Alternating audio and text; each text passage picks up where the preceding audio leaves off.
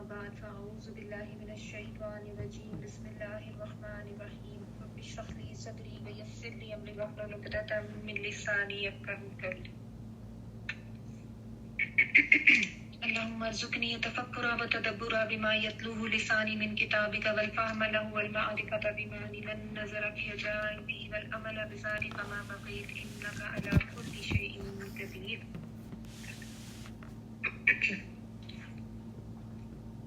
جی سورۃ ابراہیم آیت نمبر 23 سے آنورڈز ہم نے کرنا ہے،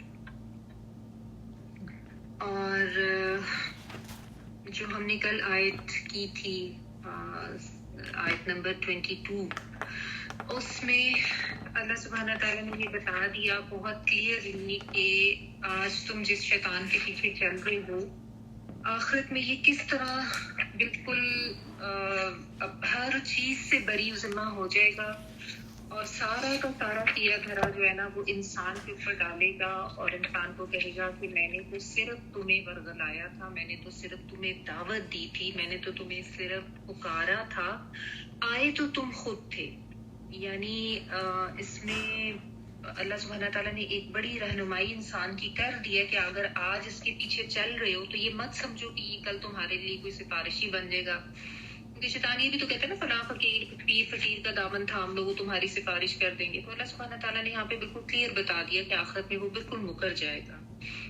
اور ہے تو یہ ایک ہی آیت ہے، لیکن یہ اس طرح آسانی سے پڑھ کے گزر جانے والی نہیں ہے. اس کو اگر ہم تھوڑا سا سمجھ لیں نا، یہ میں صرف یہی چاہ رہی ہوں کہ اس کو تھوڑا سا اس کے اوپر نا غور اپنی زندگی میں کیا جائے. کیونکہ بھائی جان صاحب صبح ہی میں جب پڑھی تھی ایک یہ جو سورۃ بنی اسرائیل کی آیت ہے نا، اس میں جو ایک ورڈ ہے جو اس نے شیطان نے یوز کیا اس کے اوپر بھی اگر ہم غور کر لیں، اس نے کہا تھا قال ارأیتک ھذا الذی کرمت علی لئن اخرتنی الی یوم القیامۃ لأحتنکن ذریتہ الا قلیلا.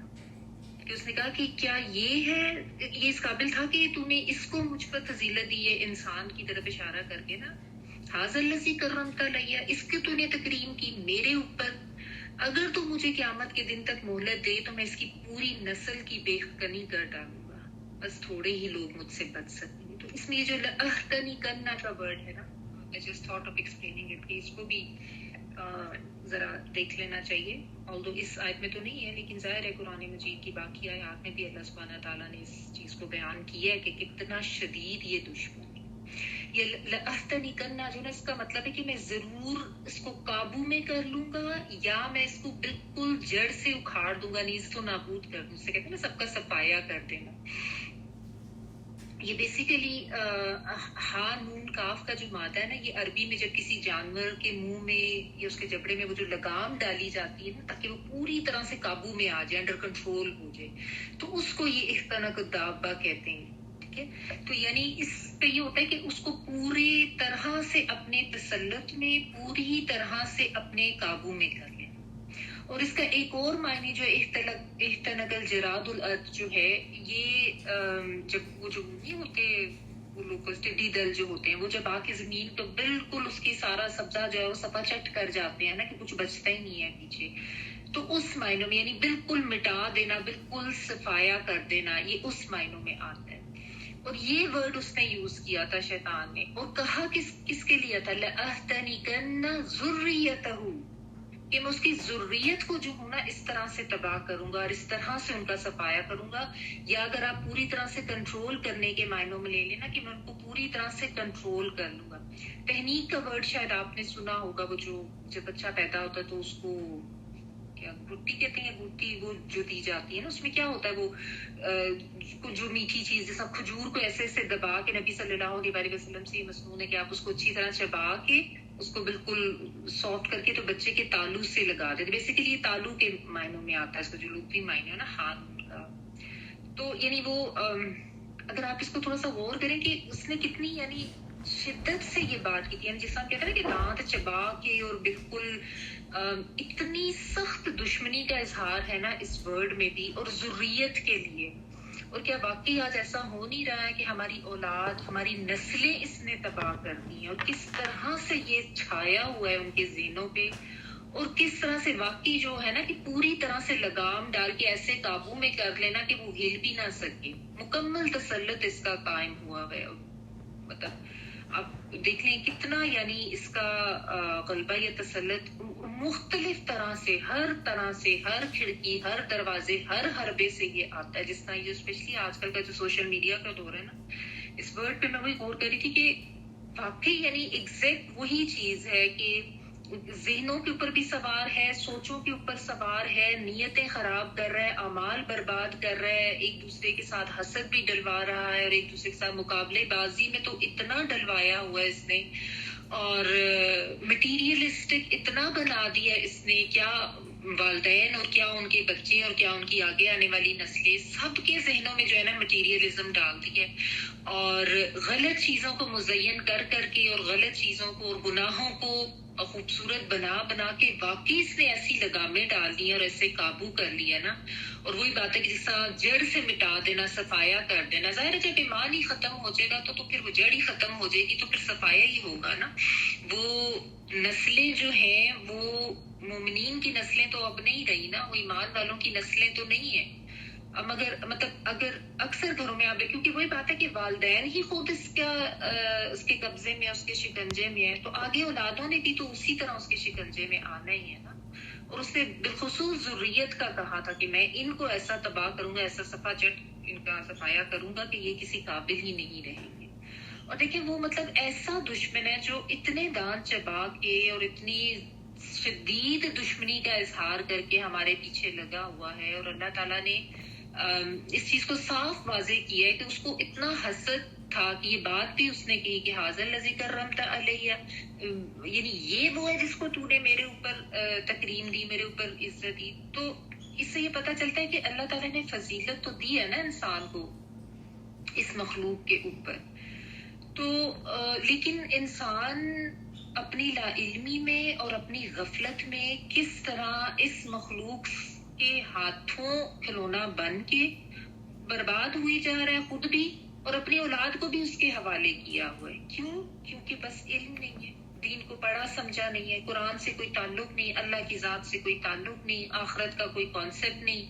بس ایک طرح سے جانوروں والی زندگی گزار رہے ہیں نا، کہ اللہ نے شعور و ذہن تو دیا تھا لیکن اس کو استعمال ہی نہیں کیا. تو یہ بڑی یعنی ہلانے والی یہ بات ہے. اس کو اگر ہم سمجھیں کہ ہم نے صرف اپنے آپ کو ٹھیک ہی نہیں کرنا، اپنی اولاد پہ ہمیں کتنی نظر رکھنے کی ضرورت ہے. کتنے زیادہ ایٹ رسک کر دیتے ہیں ہم اپنی اولاد کو، اپنی نسلوں کو، جب ہم ان کو دین کی تعلیم اور تربیت سے دور رکھتے ہیں. کس قدر خطرے کی بات ہے کہ ہم ان کے لیے بس یہ بندوبست کرتے رہتے ہیں کہ دنیا کا علم ان کو سارا ہو جائے، اور اچھے سے اسکولز میں، کالجز، یونیورسٹیز میں چلے جائیں، بہترین ان کو جابز مل جائیں، اور کوئی دھیان نہیں ہوتا کہ ہم ان کو کوئی دین سے بھی جوڑ لیں، کہ ان کو نماز قرآن کا پابند کریں، کہ ان کو قرآن سمجھنے کی طرف بھی لے کر آئیں.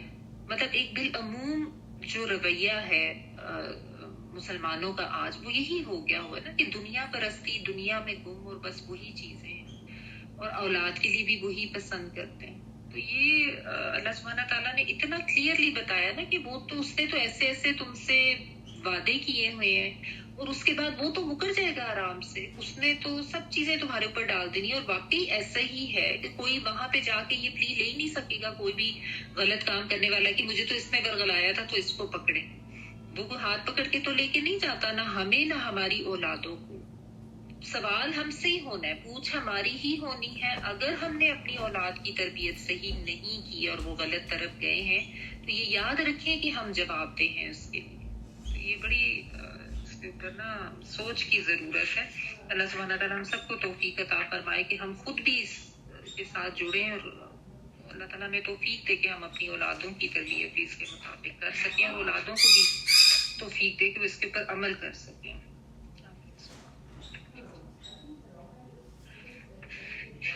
اب آگے جو ہے ساتھ ہی اللہ سبحانہ تعالیٰ نے جنت والوں کا بھی ذکر کر دیا، کیونکہ یہ تو اللہ سبحانہ تعالیٰ کا طریقہ کار ہے، اور یہ سنت اللہ کی، آپ یعنی قرآن پاک میں یہی طریقہ کار ہے کہ جب جہنمیوں کا اور ان کے اوپر آنے والے عذابوں اور سزاؤں کا ذکر کیا جاتا ہے تو اللہ سبحانہ تعالیٰ ساتھ ہی بیلنس کرنے کے لیے، تسلی دینے کے لیے جنت اور اہل جنت کا بیان ضرور کر دیتے ہیں کہ وہاں پہ اہل جنت کو کیا کیا نعمتیں ملیں گی۔ آیت نمبر 23 پڑھی، وَأُدْخِلَ الَّذِينَ آمَنُوا وَعَمِلُوا الصَّالِحَاتِ جَنَّاتٍ تَجْرِي مِن تَحْتِهَا الْأَنْهَارُ خَالِدِينَ فِيهَا بِإِذْنِ رَبِّهِمْ تَحِيَّتُهُمْ فِيهَا سَلَامٌ۔ جو لوگ ایمان لائے اور نیک عمل کرتے رہے انہیں ایسے باغات میں داخل کیا جائے گا جن میں نہریں بہ رہی ہیں، وہ اللہ کے حکم سے ان میں ہمیشہ رہیں گی، وہاں ان کی دعائے ملاقات سلام ہوگی، یا زندگی کی دعا جو ہے وہ سلام ہوگی۔ وَأُدْخِلَ الَّذِينَ، اور وہ داخل کیے جائیں گے، ادخلا یعنی ان کو داخل کیا جائے گا، یعنی کوئی خود سے اٹھ کے وہاں پہ نہیں چلا جائے گا، اللہ کی مرضی سے ہوگا۔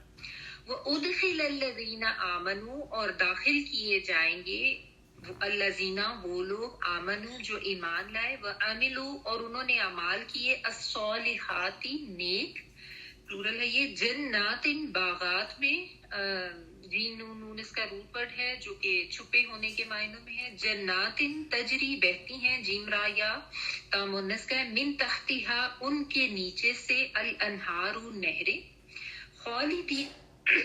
خالدینہ ہمیشہ رہنے والے ہیں، خلد جو ہے ہمیشگی کے لیے آتا، فیہا اس میں، بِإِذْنِ رَبِّهِمْ ساتھ اذن کے ان کے رب سے، یہ بھی امپورٹنٹ بات ہے نا۔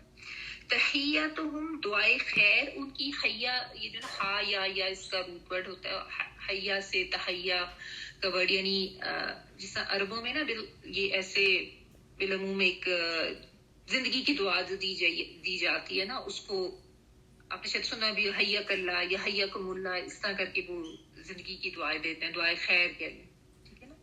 تو یہ وہ چیز ہے، تحیتہم دعائیں خیر ان کی، لغوی معنی جو ہے تحیت ان کا وہ درازی عمر کی دعا کہ تمہاری عمر میں اضافہ ہو، جس سے ہمارے بزرگ وغیرہ بھی اکثر کہتے ہیں، ٹھیک ہے۔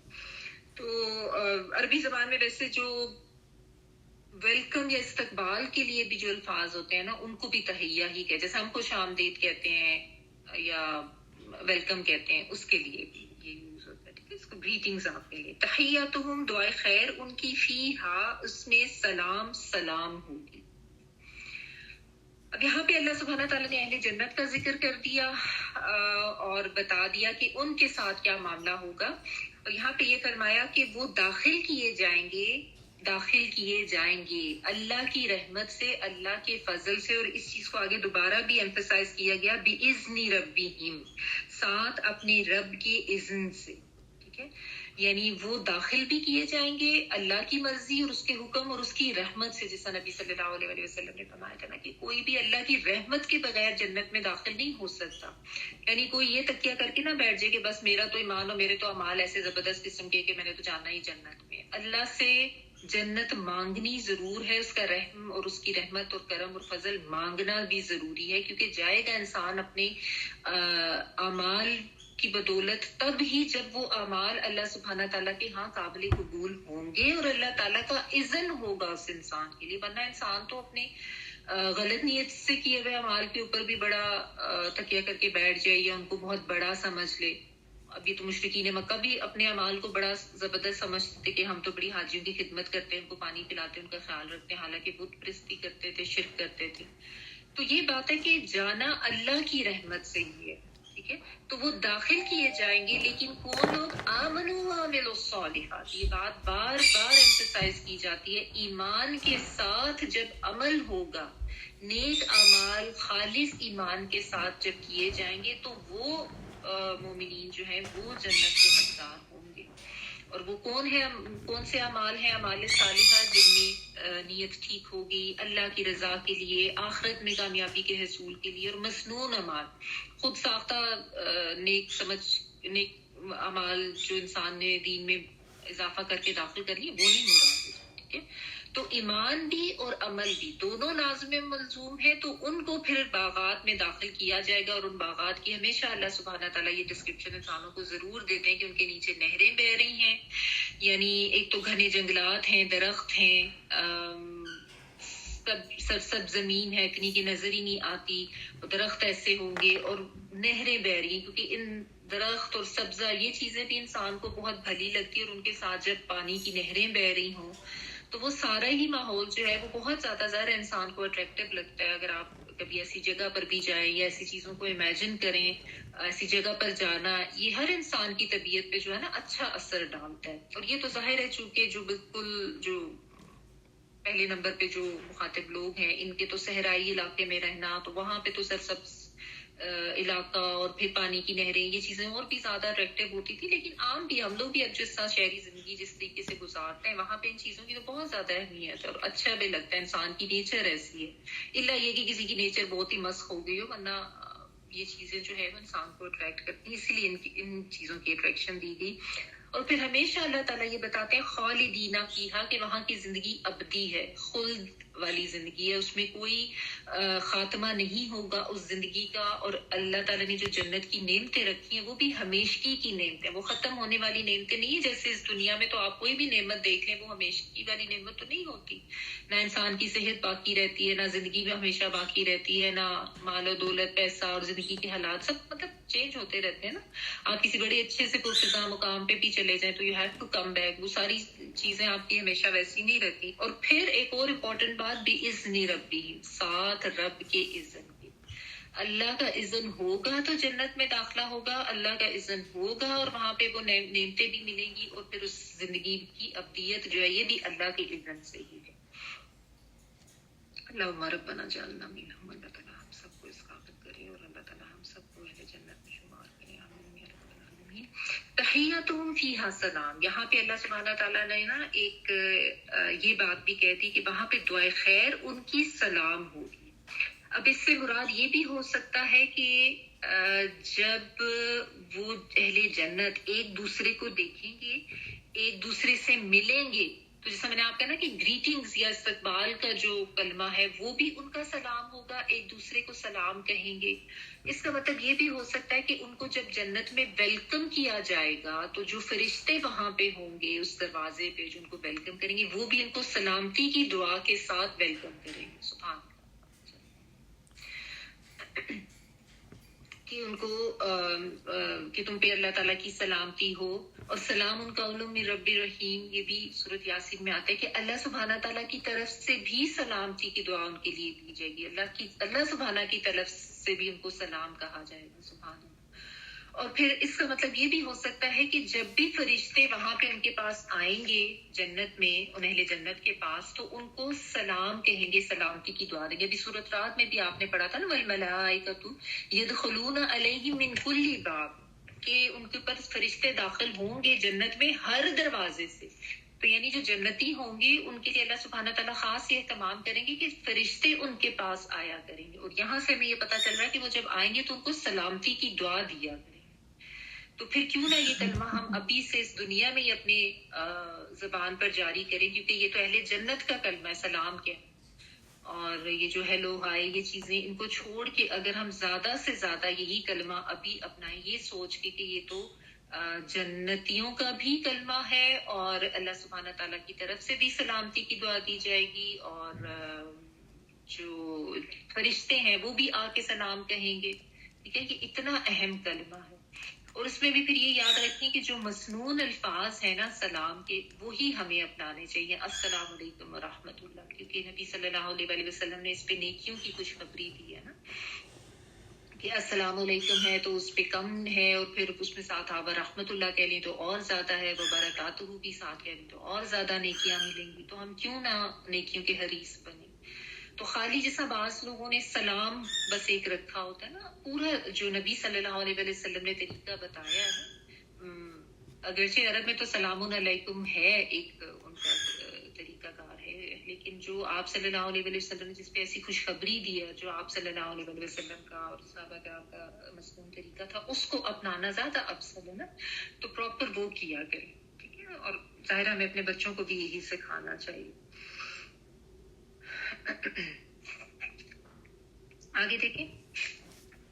ألم تر كيف ضرب الله مثلا كلمة طيبة كشجرة طيبة أصلها ثابت وفرعها في السماء. کیا تم نے دیکھا نہیں کہ اللہ سبحانہ تعالیٰ نے کلمہ طیبہ کی کیسی عمدہ مثال بیان کی ہے، جیسے وہ ایک پاکیزہ درخت ہو جس کی جڑ جمی ہوئی ہے اور شاخیں آسمان سے باتیں کرتی ہیں. لم ترا، کیا، لم نہیں، ترا تم نے دیکھا. را جو ہے یہ خالی رائی ہے یہاں پہ، لیکن یہاں پہ ایکچولی جو ہے وہ را حمزہ یا رویت والا، وہ جو ہے نا دیکھنے والا، اس معنی میں. کیفا حرف استفہام ہے، کس طرح. دربا بیان کی. دربا جو ہے یہ ویسے تو جس طرح مارنے یا چلنے کے معنوں میں بھی آتا ہے، لیکن یہ کچھ ایکسپلین کرنے یا بیان کرنے کے معنوں میں بھی آتا ہے. جیسے اردو میں بھی ہم ضرب المثل کہتے ہیں مثال کے بیان کے لیے. دربا بیان کی، اور میں نے آپ کو کل بھی یہ بتایا تھا کہ یہ ماضی کا صیغہ ہوتا ہے اور جب شروع میں جو ہے آتین وغیرہ نہ ہو. ٹھیک ہے. درب اللہ بیان کی اللہ نے. ٹھیک ہے. کیا بیان کی؟ مثلاً ایک مثال.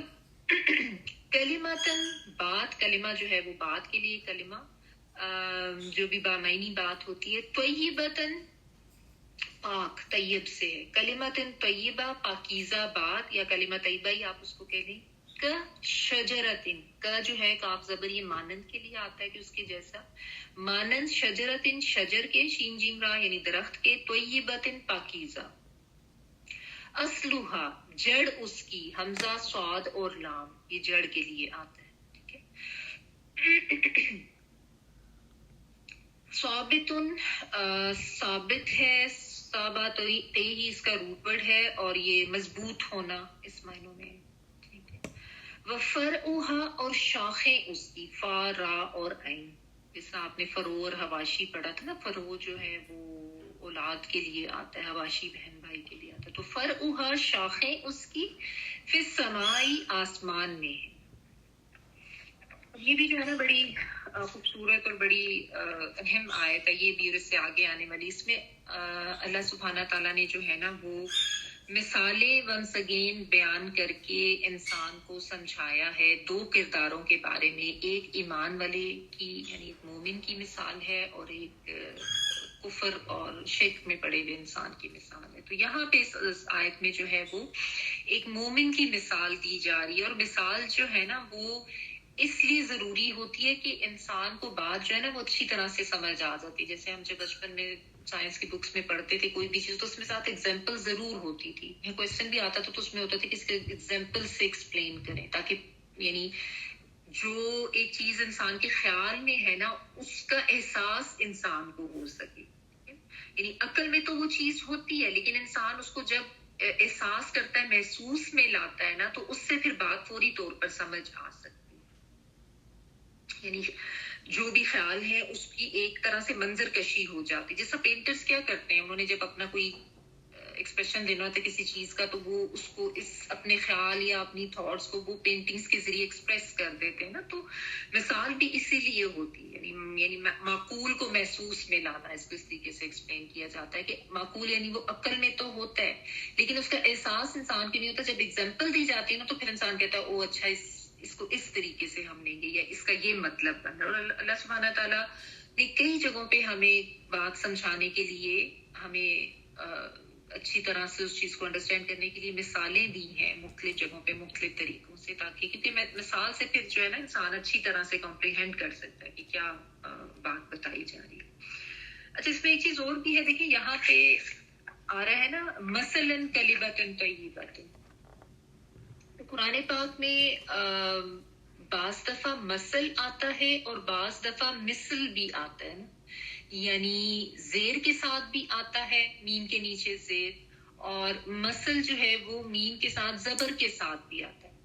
تو فرق بیسیکلی یہ ہوتا ہے، اردو میں ترجمہ اس کا یہی بنتا ہے کہ مثال اس کی ایسی ہے، لیکن صرف تھوڑا سا عربی کے لحاظ سے ذرا آپ کو پتہ ہے عربی میں ذرا تھوڑی ڈیٹیلز زیادہ ہوتی ہیں. کہ جو مثل ہے نا وہ جب کسی چیز کی مانند مشابہت یا بالکل ہم شکل چیز کو ظاہر کرنے کے لیے نا مثل کا ورڈ آتا ہے، یا بالکل ایگزیکٹ اس چیز کو کرنے کے لیے، جیسے ہم کہتے ہیں نا اللہ تعالیٰ کے بارے میں لیسا کمثلہ شیء، کہ اللہ تعالیٰ کی جیسی تو کوئی چیز ہے ہی نہیں، تو اس کے لیے ہم یہ کہتے ہیں یہ مثلا ما اوتیتم، اسی کے جیسے جیسے کہ تم دیے گئے ہو، تو ایگزیکٹ اس کی ایکسپلینیشن کے لیے یعنی جو مشابہت بیان کرنی ہوتی ہے۔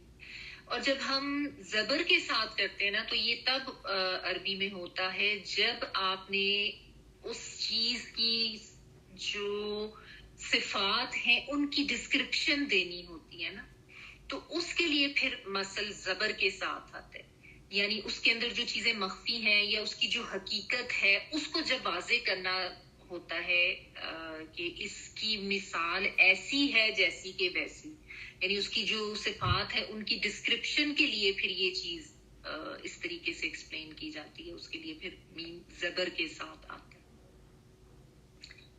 تو یہاں پہ بھی جس طرح آپ دیکھیں نا مثلاً کلمۃ طیبۃ، یعنی اس کی مثال ایسی ہے، یعنی اس کے اندر وہ جو ہڈن اس کی جو صفات ہے ان کی ڈسکرپشن دینے کے لیے پھر یہ چیز بیان کی جاتی ہے۔ اور یہ اور جگہ پہ بھی آتا ہے، مثل الذین حملوا التوراۃ ثم لم یحملوها کمثل الحمار، سورۃ الجمعہ میں جو آتا ہے نا کہ جن کو تورات دی گئی اور اس کو نہیں انہوں نے صحیح طریقے سے پکڑا، اور اس کی مثال ایسی گدھے کی جیسی ہے جس نے بس بوجھ اٹھایا ہوتا ہے۔ تو یہ اس میں تھوڑا سا جو ہے نا وہ فرق ہے، اور بھی آپ قرآن مجید میں اس کی مثالیں دیکھ سکتے ہیں، نہیں کہ کہیں پہ مثل آتا ہے اور کہیں پہ مثل آتا ہے۔ تو مثل جو ہے وہ ایگزیکٹ جب مشابہت بیان کرنی ہو، اور مثل جو ہے جب اس کے اندر جو اصل حقیقت جو مخفی ہے، جو اس کی جو صفات ہیں ان کو جب ایکسپلین کرنا ہوتا ہے، ان کو ڈسکرپشن دینی ہوتی ہے، تو پھر یہ مثل کا ورڈ آتا ہے۔ بہرحال اردو میں تو ہم یہی کہتے ہیں کہ اس کی مثال ایسی ہی ہے۔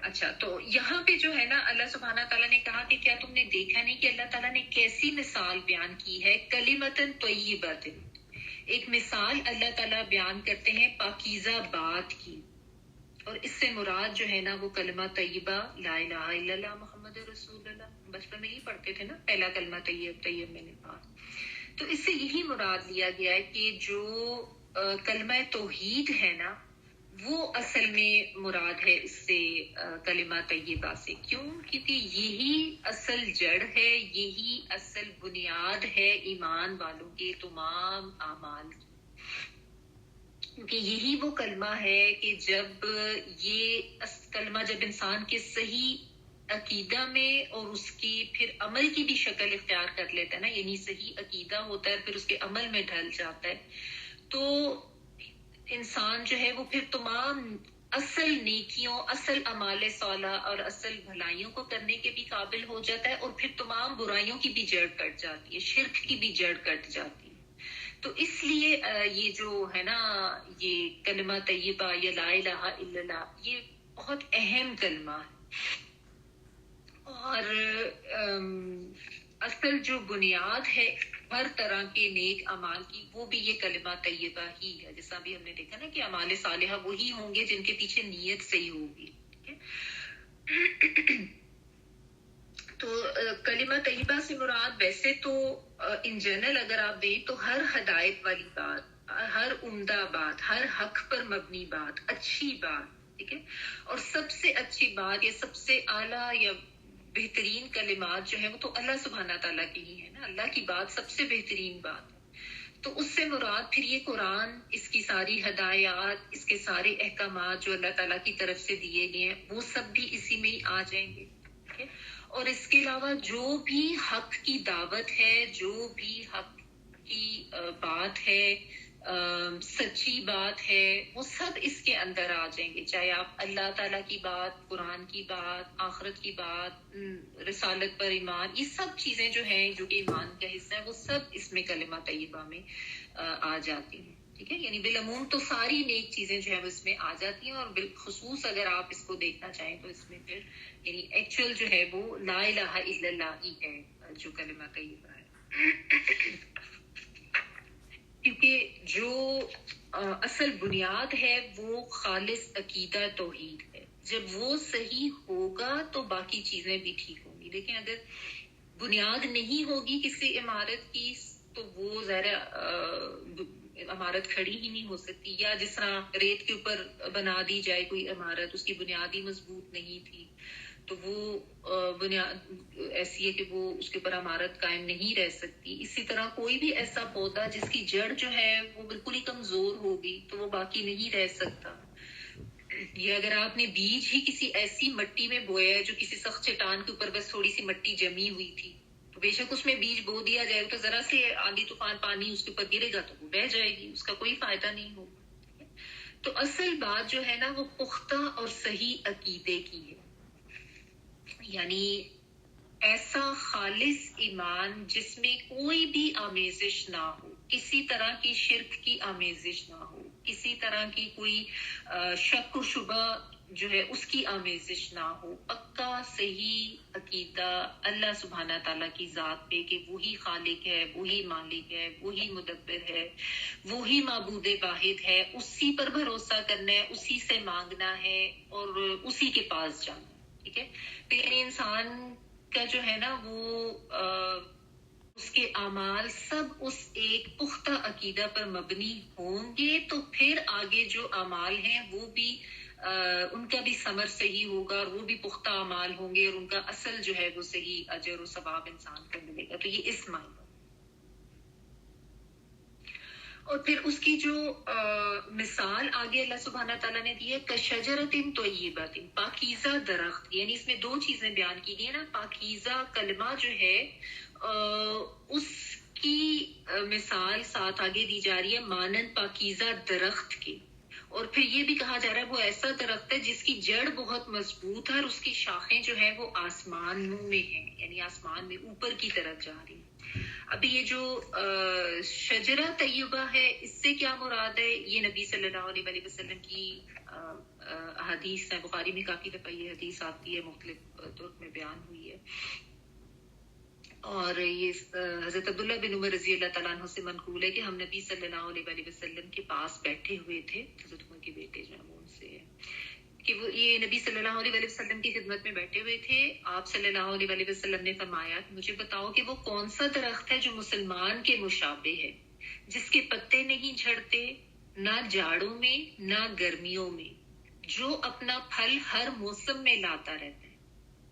آپ صلی اللہ علیہ وسلم نے کیا فرمایا کہ مجھے بتاؤ وہ کون سا درخت ہے جو مسلمان کے مشابہ ہے، جس کے پتے نہیں جھڑتے نہ جاڑوں میں نہ گرمیوں میں، اور جو اپنا پھل ہر موسم میں لاتا ہے.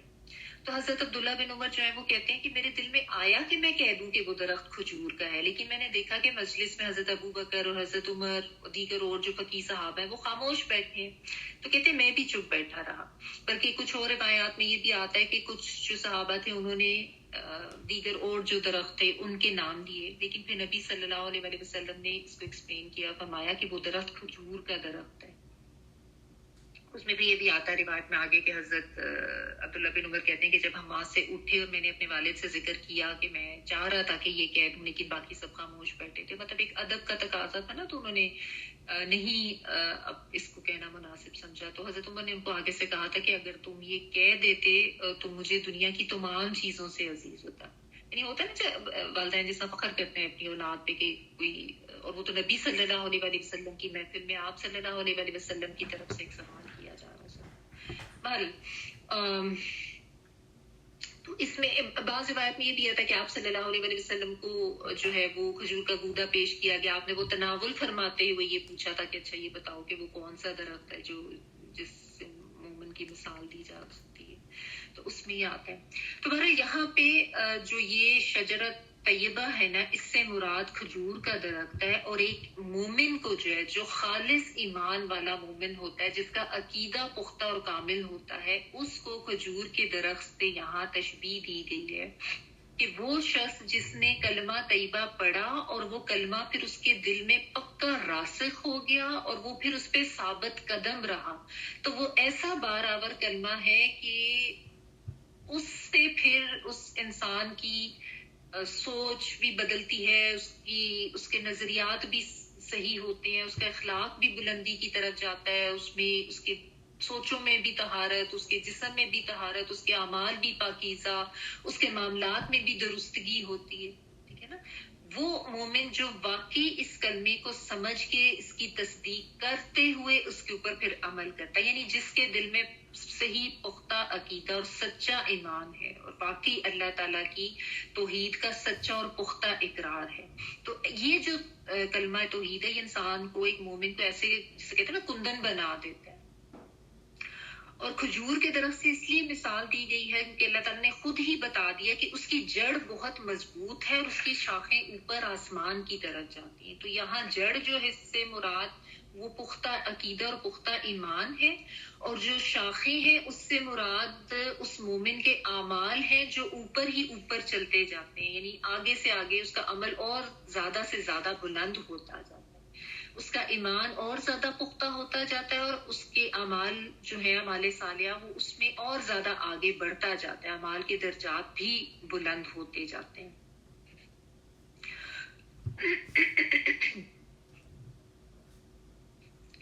اچھا, ایسا کرتے ہیں اس میں نیکسٹ آیت بھی پڑھ لیتے ہیں, وہ بھی اسی سے ریلیٹڈ ہے, پھر میں اکٹھا ایکسپلین کر دیتی ہوں. تُؤْتِي أُكُلَهَا كُلَّ حِينٍ بِإِذْنِ رَبِّهَا وَيَضْرِبُ اللَّهُ الْأَمْثَالَ لِلنَّاسِ لَعَلَّهُمْ يَتَذَكَّرُونَ.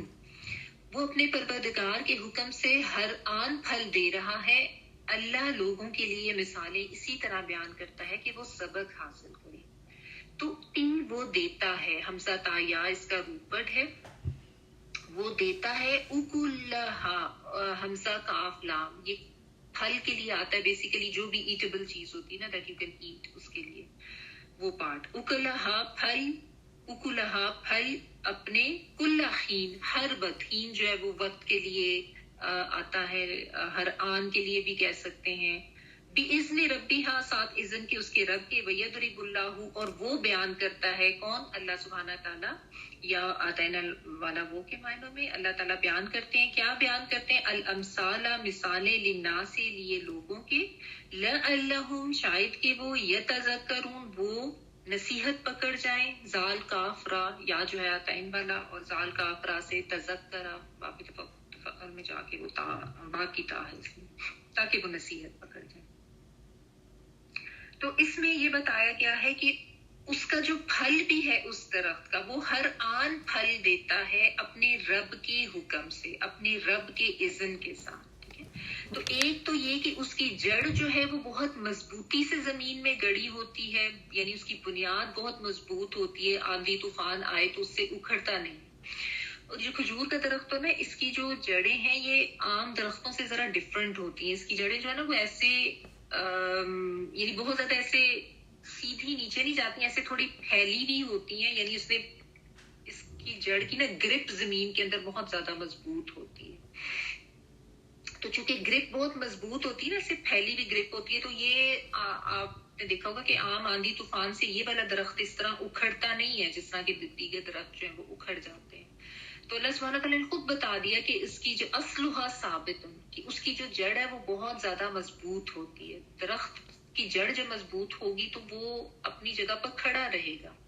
تو مطلب اس کا یہ ہے کہ وہ ایمان جو ہے, ایک خالص ایمان والے کا, ایک خالص مومن کا ایمان اتنا زیادہ مضبوط ہوتا ہے کہ چاہے حالات کیسے بھی ہو جائیں, یعنی آپ کہہ لیں نا کہ نارمل ماحول ہے تو اس میں بھی آندھی آ گئی, تو اس میں بھی تیز بارش ہوگی, تو اس میں بھی طوفان آ گیا, تو اس میں بھی وہ درخت جو ہے وہ ہلتا نہیں ہے. تو اسی طرح ایک مومن جو ہے نا, اس کی زندگی میں بھی جیسے بھی حالات آ جائیں, اچھے آ جائیں تو بھی اس کا ایمان اسی طرح مضبوط رہتا ہے. وہ یہ نہیں ہوتا کہ وہ خوشی میں چھلانگے لگا کے اور اللہ سبحانہ تعالیٰ کو بھول کے اور اپنے نفس کی تعریفیں کرنا شروع کر دے. اگر مشکل آ جائے تو اس میں بھی وہ اللہ تعالیٰ کی ہی ساتھ اپنا تعلق مضبوط کر کے اللہ سے ہی مدد مانگتا ہے, اللہ سے ہی جڑتا ہے. نہ تو یہ کہ جزا فضا گلے شکوے کرتا ہے, اور نہ ہی یہ کہ وہ ادھر ادھر لوگوں کے پیچھے یہ سوچ کے بھاگنا شروع کر دیتا ہے کہ مجھے تو اس مسئلے سے نے نکالنا ہے, یا یہ میری مدد. دیکھیں, لوگوں سے کسی چیز میں ہیلپ لینا ایز اے ان کو یعنی ایک وسیلہ بنا کے, اس میں کوئی حرج نہیں ہے. لیکن آپ کا توکل کیا ہونا چاہیے, یہاں پہ بھی بات وہی آ جاتی ہے نا توکل کی حقیقت کی, کہ اسباب تو اختیار کرنے ہیں آپ نے, لیکن توکل اللہ تعالیٰ کی ذات پہ ہی رہے کہ مدد میری اللہ نے ہی کرتی ہے. اور پھر ظاہر ہے ہر ایک کی زندگی میں ہر طرح کی آزمائشیں ہیں, کسی کی کم ہے, کسی کی زیادہ ہے, کسی کی تھوڑی ہے, کسی کی سخت ہے. اللہ سبحانہ تعالیٰ کی اپنی حکمت اور اس کے اپنے فیصلوں سے, لیکن اللہ تعالیٰ جو ہے نا اس پختہ عقیدہ اور ایمان والے مومن کو بہت زیادہ مضبوط اور ثابت قدم رکھتے ہیں مشکل حالات میں, چاہے جیسے بھی حالات ہو جائیں. تو وہ اس کی جڑ جو ہے وہ چونکہ مضبوط ہوتی ہے نا, عقیدہ مضبوط ہوتا ہے, خالص توحید خالص ایمان ہوتا ہے اللہ تعالیٰ کی ذات پر, تو مصائب آئیں, مشکلات آ جائیں, آزمائشیں آ جائیں, حالات اچھے ہوں برے ہوں, وہ جمع رہتا ہے اپنی جڑ کے اوپر, وہ وہاں سے ہٹتا نہیں. ٹھیک ہے. اور اس میں آپ دیکھیں نا, اگر آپ اسلام کی تاریخ میں حضرت بلال رضی اللہ تعالیٰ عنہ کی مثال لے لیں, یا حضرت سمیہ رضی اللہ تعالیٰ عنہ اور ان کے شوہر ان کو کس طریقے سے تکالیف دیں, یہ تو اسلام کی تو تاریخ آپ اٹھائیں تو مثالیں بھری پڑی ہیں اس شجرہ طیبہ کی, اور مضبوط بنیادوں کے, یعنی خالص عقیدے والے مسلمانوں کی.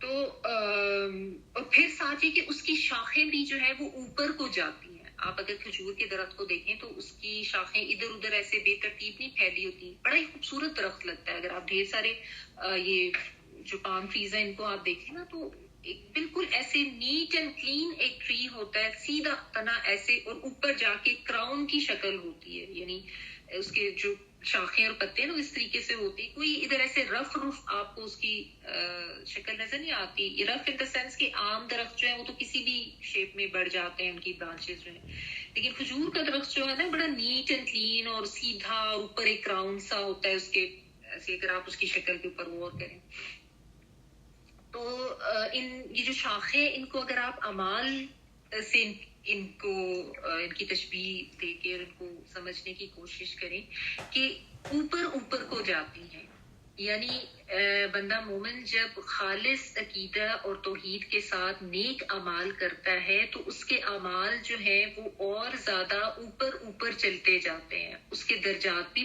بلند ہوتے جاتے ہیں, اور اس کے اعمال جو ہیں وہ زیادہ سے زیادہ آگے بڑھتے جاتے ہیں, ان میں آپ کہہ لیں کہ اس میں ترقی ہوتی جاتی ہے. ٹھیک ہے. اور وہ پھر استقامت سے صبر سے جمع بھی رہتا ہے, گھبراتا نہیں ہے, ہمت نہیں ہارتا.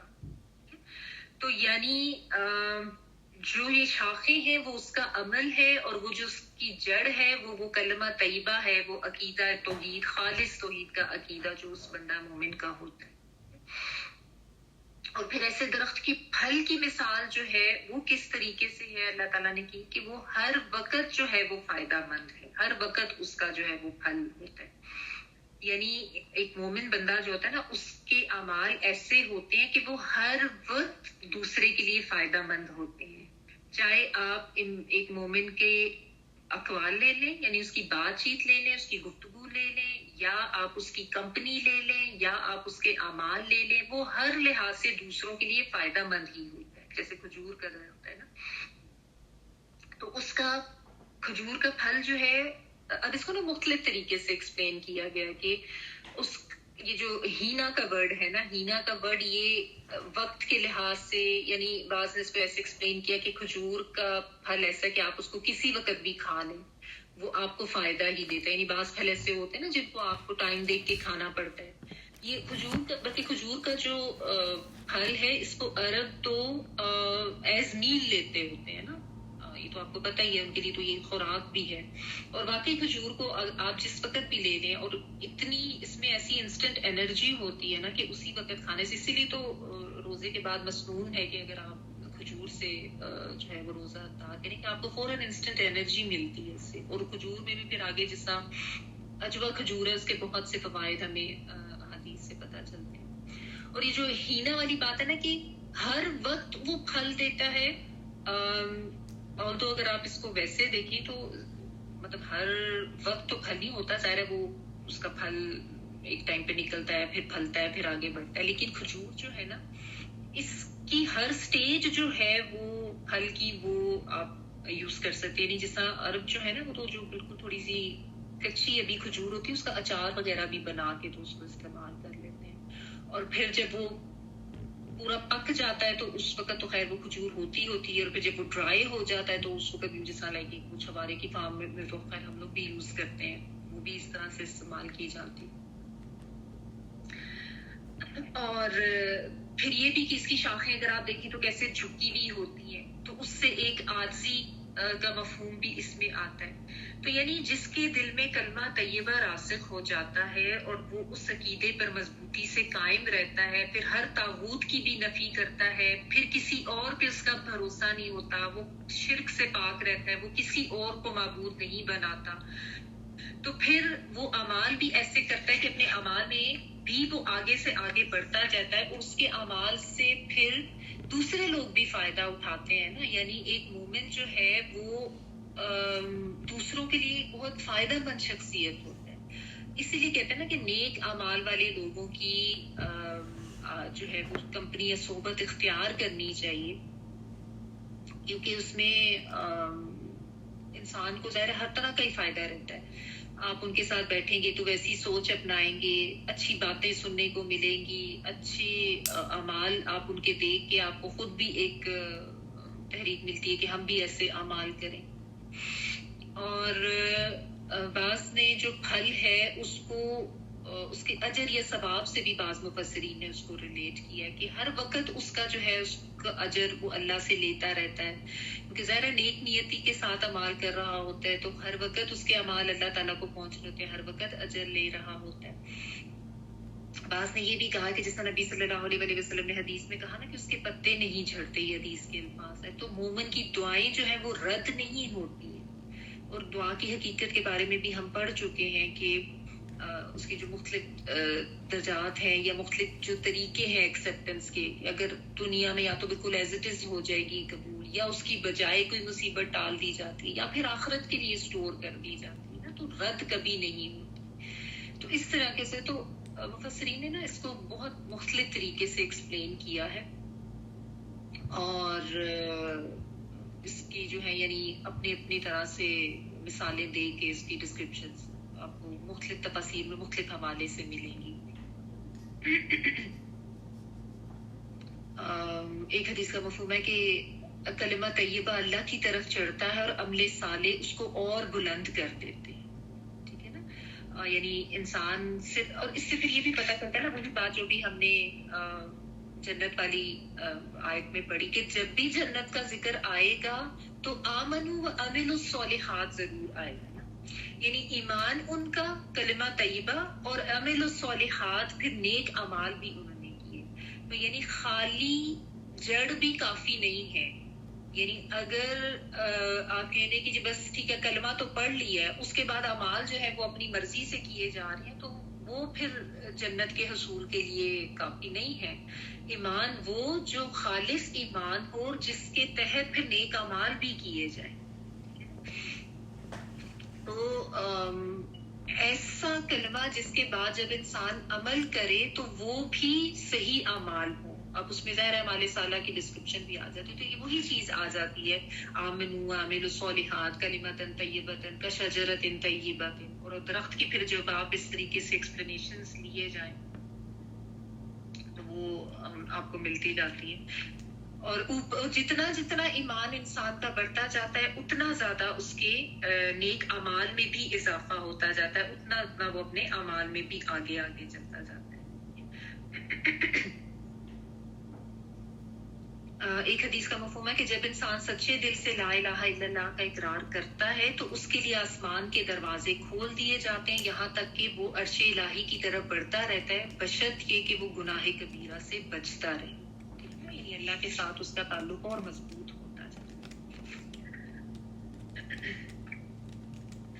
اب یہ جو ایک شجرہ طیبہ ہے اور اس کے ساتھ اللہ تعالیٰ نے مومن کی مثال شجرہ طیبہ سے جو دی ہے، تو اس کا اگر ہم ایک اس میں مماثلت دیکھیں یا کمپیریزن دیکھیں، آپ اپنے پاس بے شک لکھ بھی لیں، پوائنٹس نوٹ کر لیں، ایسے بیچ میں لائن ڈال کے نا، ایک طرف شجرہ طیبہ ایک کھجور کا درخت ہے، دوسری طرف مومن کی آپ ہیڈنگ دے دیں تو ایک نظر میں دیکھنے میں نا آپ کو اچھا ایک کمپیریزن مل جائے گا. یہ جو کھجور کا درخت ہے شجرہ طیبہ، اس کی ہمیں پتہ چلی کہ جڑ بہت مضبوط ہوتی ہے اور اسی طرح مومن جو ہے اس کا ایمان، اس کا عقیدہ بہت زیادہ مضبوط ہوتا ہے. ٹھیک ہے، وہ ہلتا نہیں ہے چاہے کیسے بھی حالات ہو جائیں زندگی کے. پھر اس کا پھل جو ہے ہر وقت یہ پھل دیتا ہے، یا ہر وقت اس کا پھل جو ہے وہ فائدہ مند ہوتا ہے. تو اسی طرح ایک مومن کی بھی جو شخصیت ہے وہ ہر حال میں ایک پازیٹیو شخصیت ہوتی ہے، ہر حال میں دوسروں کے لیے وہ فائدہ مند ہوتا ہے. یعنی چاہے وہ بات کرے گا، چاہے وہ کسی کو کوئی ویسے کمپنی دے گا، کوئی مشورہ دے گا، کوئی عمل کرے گا، یعنی ایک مومن کی پریزنس جو ہے وہ دوسروں کے لیے فائدہ مند ہی ہوتی ہے. اور اس کا بھی جو ہے جیسا یہ جو درخت ہے اس کا تنا سیدھا بڑھتا جاتا ہے، ادھر ادھر نہیں جاتا. تو مومن جو ہے وہ بھی سیدھی راہ پر چلتا جاتا ہے، اگرچہ راستے تو اور بھی بہت سے آتے ہیں اور راستوں پر ریفلیکشن بھی بڑی ہوتی ہے، لیکن وہ اس کو پتا ہوتا ہے ایمان والوں کو کہ یہ سیدھا راستہ ہے، یہ ہدایت کا راستہ ہے. کہ ہدایت کا راستہ تو ایک ہی ہے، نور کا راستہ، تو وہ اسی پہ چڑھتا ہے، وہ ادھر ادھر جاتا نہیں. اور اس کا جو درخت ہے نا وہ کم پانی پر بھی گزارا کر لیتا ہے. تو مومن کے لیے بھی یہی ہے کہ وہ اتنا سیٹسفائیڈ ہوتا ہے کہ اس کو یہ فرق نہیں پڑتا کہ اس کے ارد گرد جو ہے وہ ماحول جو وہ کس طرح کا ہے. یعنی ماحول میں اگر آلودگی ہے، معاشرہ خراب ہے، تو بھی جو ایک مومن ہے نا وہ اپنے ایمان پر جمع رہتا ہے، اور اس کے لیے اس کے ایمان اور اس کے عقیدے کا جو یقین ہے نا وہی کافی ہوتا ہے، وہ اس پر بھی گزارا کر لیتا ہے. اور ویسے بھی ظاہر درخت جو بھی ہوں وہ ماحول کے لیے اچھے ہوتے ہیں، اور درخت جو ہے وہ ایک ٹیک اور ایک سہارا بھی دیتا ہے اگر انسان اس کے ساتھ جا کے بیٹھ جائے اور اس سے فائدہ بھی لیتا ہے، سایہ بھی ہوتا ہے. تو مومنین بھی جو ہے وہ ایک دوسرے کو سپورٹ کرتے ہیں، جو کہ ان جنرل سی بات ہے نا، ایک دوسرے کے لیے سہارا بنتے ہیں. جبکہ آج کل تو الٹا ہی حساب ہے کہ نام کو تو کلمہ پڑھے ہوئے مسلمان ہے، لیکن ایک دوسرے کی ٹانگیں کھینچنا اور ایک دوسرے کو نقصان دینے کے لیے ہوتے ہیں.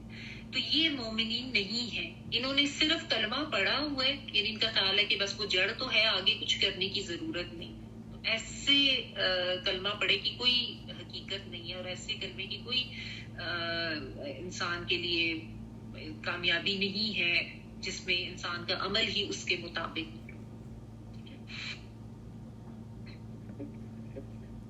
اچھا، پھر جو پتے نہیں جھڑتے اس کو اس طریقے سے بھی ایکسپلین کیا گیا کہ مومن جو ہے نا وہ اپنی نیکیوں کو سنبھال کے رکھتا ہے، یعنی ریاکاری کر کے یا احسان جتا جتا کے اپنی نیکیوں کو وہ ظاہر نہیں کرتا، ان کو ضائع نہیں کرتا. نیک کام کیے ہیں اللہ کے لیے کیے، چھپا کے کیے، پوشیدہ کیے، کوئی کسی کے سامنے مجھے اس کو ایکسپریس کر کے کسی کی تعریف لینے کی ضرورت نہیں ہے، کوئی لائکس اور فالوورز بنانے کی ضرورت نہیں ہے، بس اللہ کے لیے کیے، اللہ تعالیٰ اس کا اجر دے.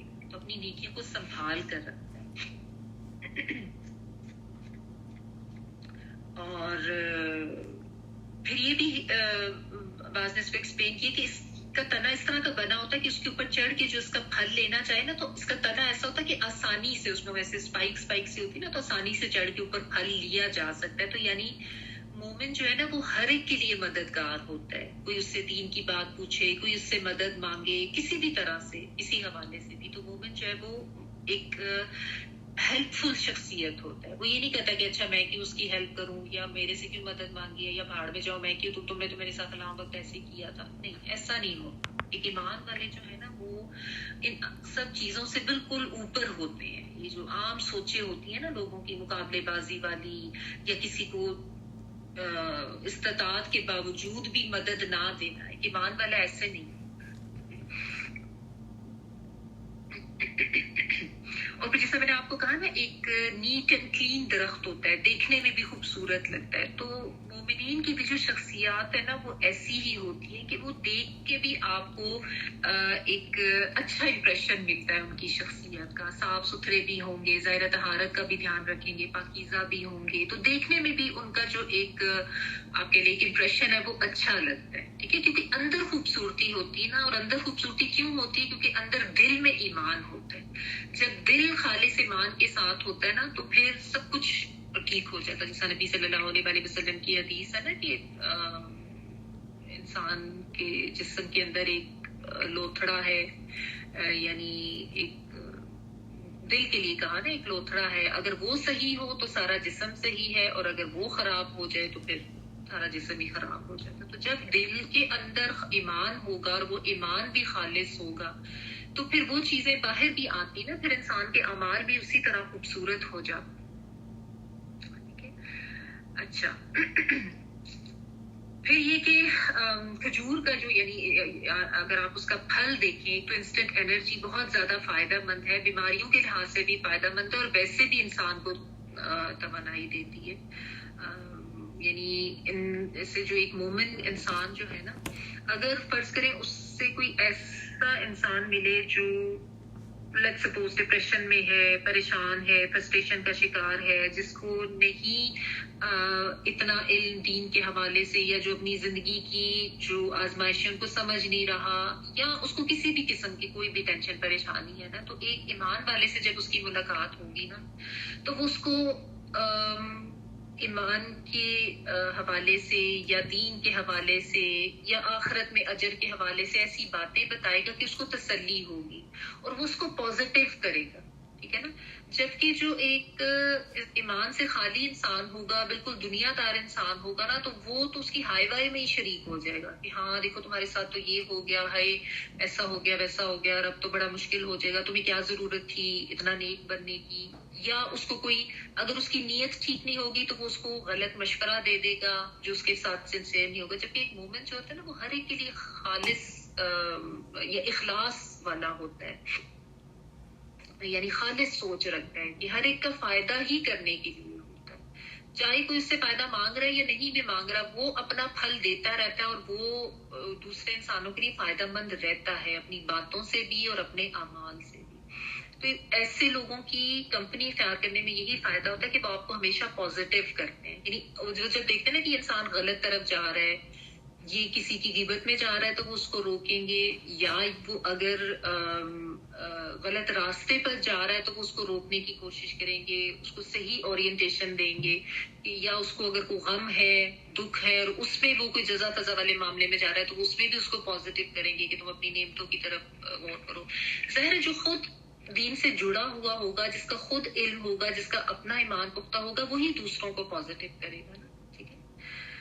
تو اس طرح سے مومن جو ہے وہ دوسروں کے لیے بھی فائدہ مند رہتے ہیں.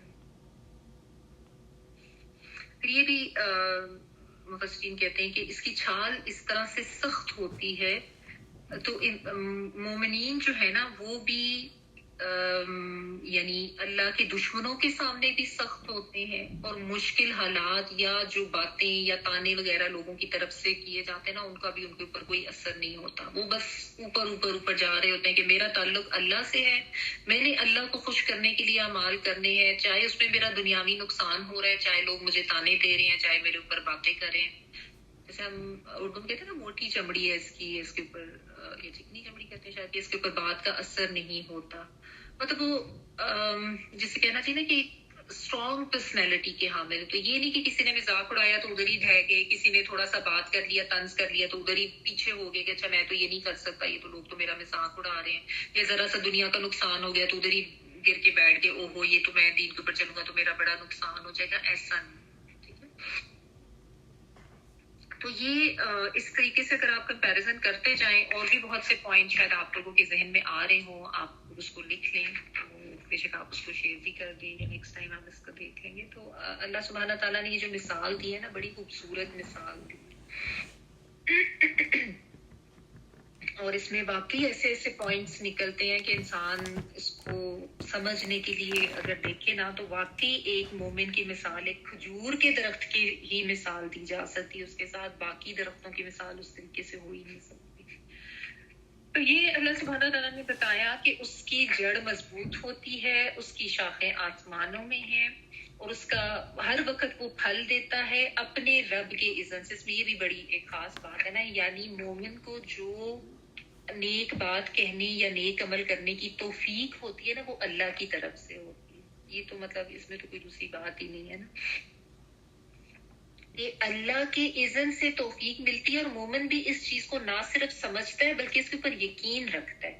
وہ کبھی بھی یہ نہیں کرتا کہ میں نے جو فلاں عمل کیا ہے نا اس میں میرا بڑا کمال تھا, اور میں نے جو ہے اپنی کوشش سے اور اپنے آئیڈیا سے میں نے یہ کامیابی حاصل کر لی یا میں یہ عمل کرنے کے قابل ہو گیا. نہیں, اس کو پتا ہوتا ہے کہ یہ میرے رب کے اذن سے ہے, میری ہدایت اللہ کی توفیق سے ہے. میں اگر نئی کمال کر رہا ہوں اللہ کے اذن سے کر رہا ہوں. مجھے اگر کوئی کامیابی ملتی ہے تو اللہ کے اذن سے ملے گی. یعنی وہ ہر چیز کو اللہ تعالیٰ کی ذات سے جوڑتا ہے, کسی بھی چیز کی نسبت اپنے ساتھ وہ کرتا ہی نہیں. تو اللہ تعالیٰ نے کہا اسی طرح اللہ تعالیٰ مثالیں بیان کرتے ہیں لوگوں کے لیے تاکہ وہ نصیحت پکڑ سکیں. تو جو نصیحت پکڑنا چاہتے ہیں ان کو ظاہر نصیحت کہاں سے ملے گی؟ اس قرآن سے ہی ملے گی. اور نصیحت پکڑنے والے غور و فکر کر کے ان مثالوں سے سیکھ سکتے ہیں. لیکن جنہوں نے نہیں سیکھنا, جنہوں نے نہیں غور و فکر کرنا, ان کے لیے تو پھر یہ مثالیں بھی بیکار ہیں, اور ان کے لیے تو ان مثالوں سے ظاہر وہ تو کچھ سیکھیں گے نہیں نا, جن کی نیت ہی خراب ہے یا جنہوں نے سیکھنا نہیں ہے, یعنی انہوں نے تذکر کرنا ہی نہیں. تو بہرحال اللہ تعالیٰ کی طرف سے تو کامل ہدایات انسان کے لیے دے دی گئی. اچھا, اب ساتھ اللہ تعالیٰ نے کلمہ خبیثہ اور شجرہ خبیثہ کی بھی مثال دے دی. یعنی پڑھیوں ومثل کلمۃ خبیثۃ کشجرۃ خبیثۃ اجتثت من فوق الارض ما لها من قرار. اور برے کلمے کی مثال ایک خراب درخت کی سی ہے جسے زمین کی سطح سے اکھاڑ پھینکا جائے اور اس سے کچھ استحکام نہ ہو. ومثل اور مثال کلمۃ بات کی, خبیثۃ ناپاک یا بری ناپاک کلمے کی, کشجرۃ خبیثۃ مانند ناپاک درخت کے. اجتثت جو ہے یہ جیم سا سے ہے, اس کا مطلب ہوتا ہے جڑ سے اکھاڑ پھینکنا, یعنی ناکارہ یا بے فائدہ کے معنی میں. اکھاڑا گیا, من فوق الارض زمین کے اوپر سے, ما لہا نہیں, یہاں پہ ما نہیں کے معنی میں لیے اس کے من قرار کوئی مضبوطی یا کوئی ثبات یا کوئی استحکام. اچھا, یہاں پہ اب اللہ تعالیٰ اس کے برعکس یعنی کلمہ طیبہ کے برعکس کلمہ خبیثہ کی مثال دے رہے ہیں, اور شجرہ طیبہ کے برعکس شجرہ خبیثہ کی مثال دی جا رہی ہے. تو کلمہ خبیثہ سے مراد کوئی بھی کفر کا کلمہ, شرک کا کلمہ, کوئی جھوٹی بات یہ ہو سکتی ہے, یعنی ناپاک بات. کفر و شرک یہ سب ناپاکی ہی ہے. اور جو اس کلمہ خبیثہ کے ساتھ جو شجرہ خبیثہ کہا گیا ہے, اس میں کوئی بھی ایسا درخت جس کی جڑ جو ہے وہ مضبوط نہیں ہوتی. تو جڑ مضبوط نہ ہو تو اس کو زمین کے اوپر سے ایزیلی اکھاڑ لیا جاتا ہے نا. یعنی جڑ مضبوط نہیں ہوگی تو وہ درخت جو ہے وہ مضبوطی نہیں پا سکتا, اس میں کوئی استحکام نہیں ہوتا. تو اس میں ایک جو ہے کفر و شرک کی مثال دی گئی ہے, کافر و مشرک یا منافق کی, سبھی اس میں آ جاتے ہیں. کہ چاہے آپ کفر کا کلمہ لے لیں, چاہے آپ شرک کے کلمات لے لیں, نہ تو ان کی کوئی بنیاد ہے, نہ ان کی کوئی اصل کہیں سے ملتی ہے, نہ کوئی عقلی دلیل, نہ کوئی شرعی دلیل اس کی ملتی ہے, نہ کسی کتاب میں کبھی کسی طرح سے آپ اس کی کوئی مثال ثابت کر سکتے ہیں. تو جس کی بنیاد ہی نہیں ہے وہ چیز حق پہ کیسے مبنی ہو سکتی ہے؟ وہ تو عقیدہ بھی باطل ہے, وہ بات بھی باطل ہے, وہ عمل بھی باطل ہے, ختم ہونے والا ہے, جس کی کوئی حیثیت ہی نہیں. تو ایسی مثال ہے اس کلمہ طیبہ کی جیسے کوئی ایسا درخت ہو جو کہ بالکل ہی کمزور ہے, جس کی جڑیں بالکل ایسے کمزور اوپر ہیں, جن کو آرام سے اکھیڑ کے پھینکا جائے. یعنی ایک ہوا کا تیز جھونکا آئے نا تو بالکل اس کو اکھاڑ کر پھینک دے. ٹھیک ہے, یہ بات جو ہے ہر کافر, مشرک, منافق اس کے لیے یہ بات بالکل صادق آتی ہے. اور کوئی بھی جو باطل یا کفریہ یا شرکیہ نظام ہے اس پر بھی یہ بات صادق آتی ہے. جیسے ہم کہتے ہیں جھوٹ کے پاؤں نہیں ہوتے, یہ بالکل وہی چیز ہے.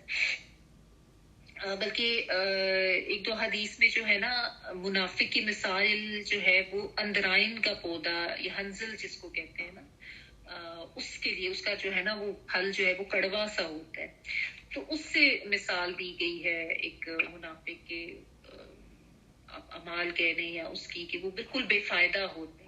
اور یہاں پہ بھی اگر آپ دیکھ لیں کہ یعنی جو بھی کافر مشرک منافق جو اعمال کرتے ہیں چونکہ ان کے پیچھے کوئی نیت نہیں ہوتی خالص, یعنی اگر کافر مشرک کوئی اعمال کریں گے تو وہ تو دنیا کے حوالے سے کریں گے نا, کہ دنیا میں واہ ہو جائے, دنیا میں اس کا فائدہ مل جائے, تو وہ ان کے عمل وہیں تک رہتے ہیں, وہ آگے تک جاتے ہی نہیں.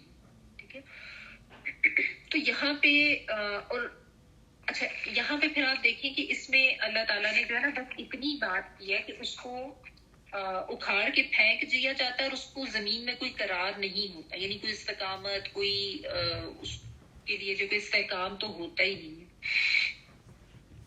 اور یہاں پہ کوئی اس کی شاخوں کا ذکر نہیں ہے, اس کے پھل کا ذکر نہیں ہے. کیوں؟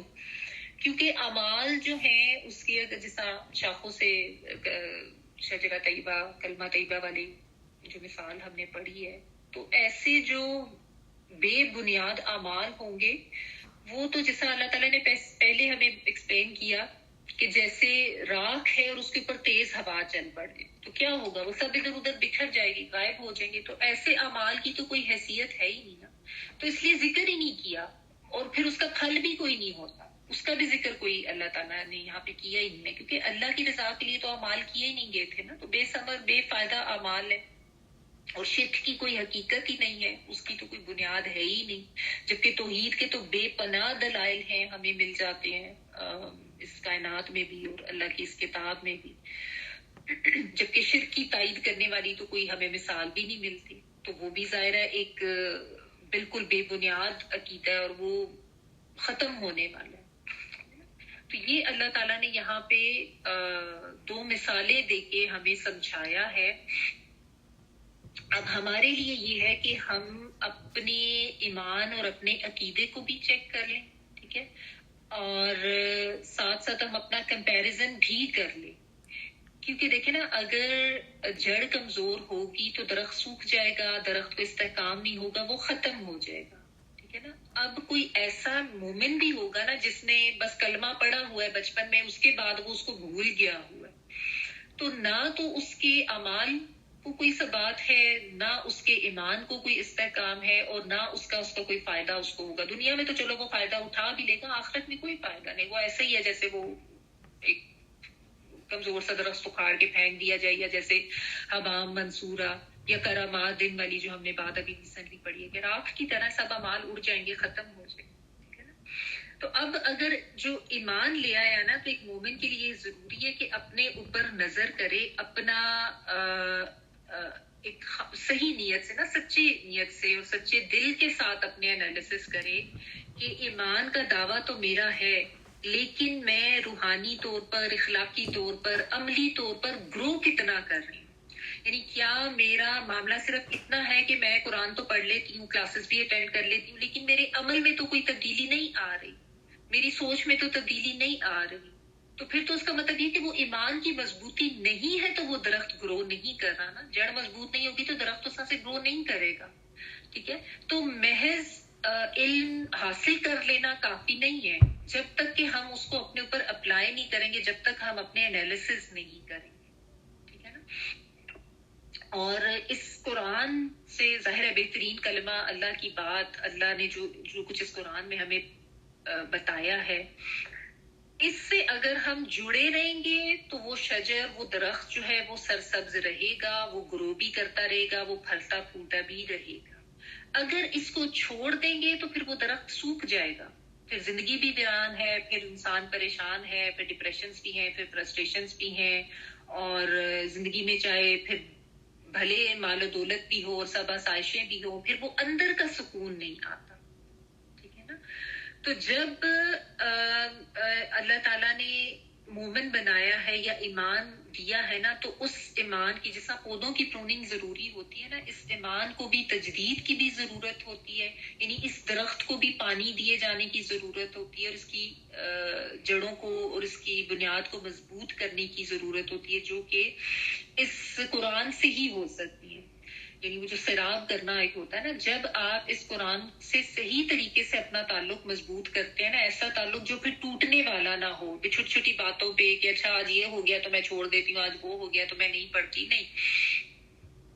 اور ایک تو یہ کہ اس سے جڑا رہتا ہے انسان، اور پھر ایک وہ جو بات ہے نا جو ابھی بھی ہم نے ریسنٹلی پڑھی کہ شعوری طور پر بات کرتے ہوئے ہر چیز کو اللہ سے جوڑنا، پختہ عقیدہ، پختہ ایمان، کلمہ طیبہ، یہ پختہ جڑ وہی ہے کہ جب انسان کچھ حاصل کرے یا کوئی بات کرے، اللہ کی توفیق سے یہ ہوا ہے، اللہ نے یہ کروا دیا، اللہ تعالیٰ نے یہ کامیابی مجھے دی ہے، میرا کوئی اس میں عمل نہیں، میری کوئی حیثیت نہیں. یعنی انسان ایسا مومن جو ہے وہ کسی چیز کو اپنا ذاتی کمال پھر نہ سمجھے. یہ اس پہ بھی ہم اپنے آپ کو، ایک لٹمس ٹیسٹ ہے نا، ہم اپنے آپ کو رکھ کے ذرا دیکھیں تو صحیح کہ کیا باقی ہم اس چیز پر ہیں کہ ہم ہر چیز کو اللہ تعالیٰ کی ذات سے جوڑتے ہیں. اور اس سے پھر انسان میں نا شکر میں بھی اضافہ ہوتا ہے، عاجزی میں بھی اضافہ ہوتا ہے کہ بات کریں ہاں میرے حالات اللہ نے سازگار کر دیے، مشکل آئی تھی اللہ تعالیٰ نے اس سے نکلوا دیا، اللہ نے صحت دے دی، اللہ نے کام کرنے کی توفیق دے دی، اللہ نے میری مدد کر دی. وہ جو پھر ایک طریقہ ہوتا ہے نا، میں نے کوئی نیکی کی ہوگی تو میرے ساتھ یہ ہوا ہے، یہ جملہ بھی اگر آپ اس کے اوپر بھی غور کریں جو بالعموم ہم لوگ بول جاتے ہیں، میری کوئی نیکی کام آ گئی ہوگی. بھئی آپ کی نیکی پتہ نہیں اللہ کے ہاں قبول ہوئی بھی ہے کہ نہیں. اللہ تعالیٰ نہ چاہتے تو وہ کامیابی آپ کو نہیں مل سکتی تھی، یا کسی مسئلے سے آپ بچ نہیں دے سکتے اگر اللہ کا اذن نہ ہوتا. تو کہیں پہ بھی کسی چیز کو بھی اپنا ذاتی کمال نہ سمجھیں. یہ ٹھیک ہے کہ صدقہ خیرات اور نیک اعمال جو ہیں وہ انسان کے لیے فائدہ مند ثابت ہوتے ہیں، لیکن جب بھی کوئی ایسا فائدہ ملا ہے، کوئی ایسی نیکی، ایسی کامیابی ملی ہے نا، آلویز ریممبر کہ اس کو اللہ تعالیٰ کا فضل سمجھیں، اللہ تعالیٰ کی ذات سے منسوب کریں، اس کا شکر ادا کریں، اسی پر توکل کرتے ہوئے کہیں. کبھی یہ نہ کریں کہ میں فلاں کے پاس جاتا ہوں نا تو وہ مجھے اس مسئلے سے نکالے گا، یا اس نے جو ہے وہ مجھے ٹھیک کر دیا اور اس نے جو ہے وہ یہ کام کر دیا. نہیں، ہاں اللہ نے اس کو وسیلہ بنایا آپ کے لیے، آپ اس کو تھینک یو ضرور کہیں اگر بھی ہے، لیکن یہ ذہن میں رکھیں کہ آپ کو بیماری سے شفا ملی ہے تو اللہ سے ملی ہے، آپ کو مشکل حالات میں آسانی مل گئی تو اللہ سبحانہ تعالیٰ کی مرضی سے مل گئی، آپ کو کسی کام میں، کسی مہم میں کوئی کامیابی ہو گئی ہے تو اللہ تعالیٰ کی ذات سے ہوئی ہے. یہ جب پختہ ایمان ہوگا نا تو وہ پھر وہ صحیح کلمت طیبہ ہے، اور وہ صحیح شجرہ طیبہ ہے کہ پھر وہ ایسے نہیں ہوتا. اور پھر چاہے مشکل حالات آ جائیں، چاہے برا ماحول بھی آ جائے، تو پھر وہ اکھڑتا نہیں ہے، پھر وہ ہلتا نہیں ہے. تو اب ہم اپنے آپ کو رکھ کے چیک کر لیں کہ ہم کتنے پختہ ایمان والے ہیں. اور بالعموم یہ پڑھ تو لیتے ہیں ہم، لیکن نا مشکل ہو جاتا ہے. اس دن بھی جب ہم نے وہ توکل کی حیثیت کے حوالے سے بات کی تھی نا، تو کچھ سوالات اس کے اوپر آتے ہیں. اور باقی یہ ٹائم جو ہے نا انسان کو پتہ نہیں چلتا، بات کرتے ہوئے انسان واقعی اس طرح کے جملے بول جاتا ہے، یا مشکل ہو جاتا ہے اس چیز کو کمپریہینڈ کرنا. لیکن وہی بات ہے جب آپ دین کے ساتھ جڑے رہتے ہیں، بار بار یہ باتیں ریپیٹ ہوتی ہیں، بار بار آپ یہ سیکھتے ہیں نا، تو پھر وہ صحیح اندر راسخ ہوتی ہیں کہ جو کچھ بھی ہے نا بس اللہ کی طرف سے ہے، ہر چیز کو میں نے اللہ سے ہی منسوب کرنا ہے. پھر انسان آہستہ آہستہ نا اپنی زبان پہ بھی وہ کنٹرول کرنا سیکھ جاتا ہے، یا اگر منہ سے نکل بھی جائے نا تو بھی فوراً انسان کہتا ہے کہ نہیں اللہ نے کیا، میرا اس میں کوئی کمال نہیں، کسی انسان کا اس میں کوئی زور نہیں چل سکتا تھا، کوئی مجھے کامیاب نہیں کر سکتا تھا. جب وہ سوچ بدلتی ہے نا تو پھر آپ کا بول اور آپ کی گفتگو اور آپ کی بات چیت بھی صحیح ہو جاتی ہے. جب سوچ میں اپنے ساتھ آپ ریلیٹ کر رہے ہوتے ہیں نا، میں نے یہ کیا، مجھے یہ آئیڈیا آیا، میں نے بڑی کامیابی حاصل کر لی، تو پھر وہ سوچ ہی آپ کی بات چیت میں بھی عیاں ہو رہی ہوتی ہے. تو بہتر یہ کہ اس سوچ کو بدلیں، اپنی نیت کو اور اپنے عقیدے کو جو ہے نا وہ خالص کریں.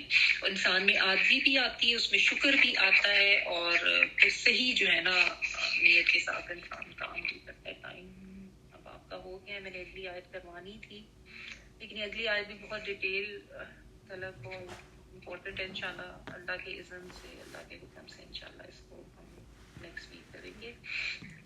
وآخر دعوانا الحمدللہ رب العالمین. آپ بھی اس کے بارے میں اپنے پوائنٹس نوٹ کریں، شجرہ طیبہ اور مومن کی جو کمپیریزن اللہ تعالیٰ نے دیا ہے. اگر کوئی اچھی بات اور پوائنٹ آپ کے ذہن میں ہے تو اس کو ہم ضرور انشاءاللہ شیئر کریں گے نیکسٹ ویک. تلاوت سن لیتے جی آنٹی پلیز، اگر تلاوت پلے کر دیں.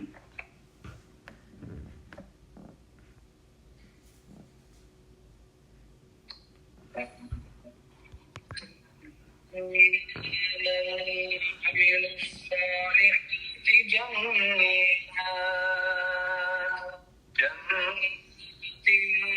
تجري من تحتها الأنهار خالدين فيها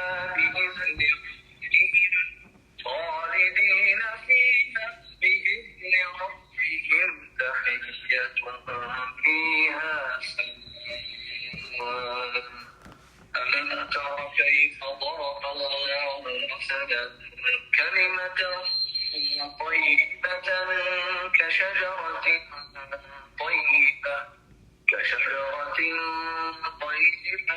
أصلها ثابت وفرعها في السماء تؤتي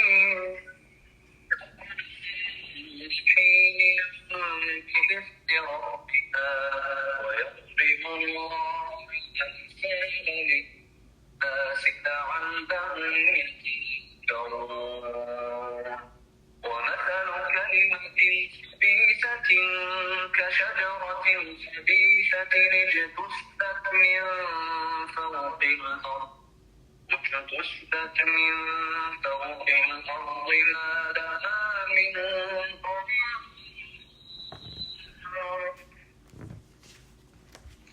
سبحانك اللهم وبحمدك نشهد أن لا إله إلا أنت نستغفرك ونتوب إليك. سبحان ربك رب العزة عما يصفون وسلام على المرسلين والحمد لله رب العالمين. بارك الله لي ولكم في القرآن العظيم ونفعني وإياكم بالآيات وذكر الحكيم.